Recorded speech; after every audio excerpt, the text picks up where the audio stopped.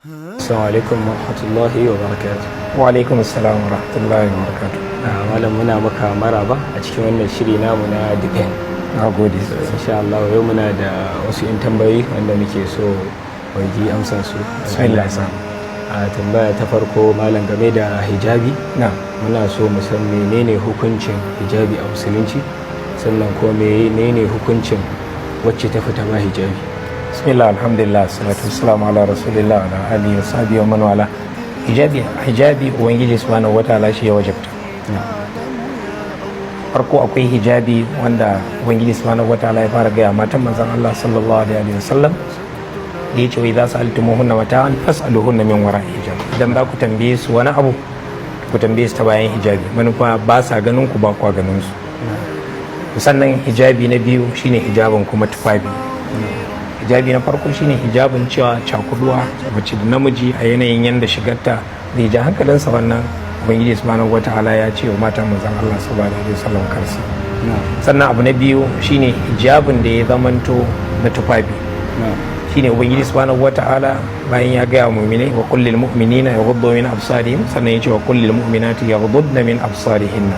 Wannan ba mu'minai mata su zamanto kar su rinka kalle saukar da gannansu kada ya zama su rinka kallon abin da bai kamata.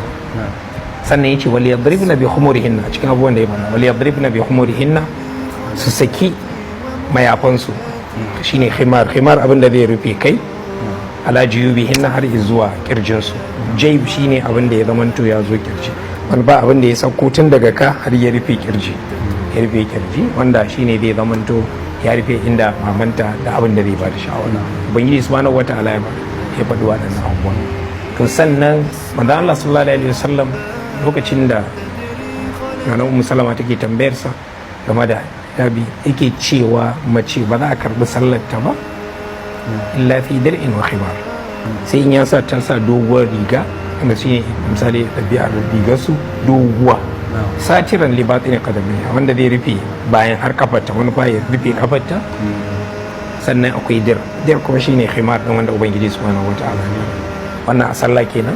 To sannan yayin da ya gana na Asma'u radiyallahu ta'ala anha lokacin yake cewa baya halatta ga mace ya zamanto ta bayyana idan ya zamanto ta kai lokacin al'ada, abinda za ta bayyana kawai sai dai hannunta da fuskarta.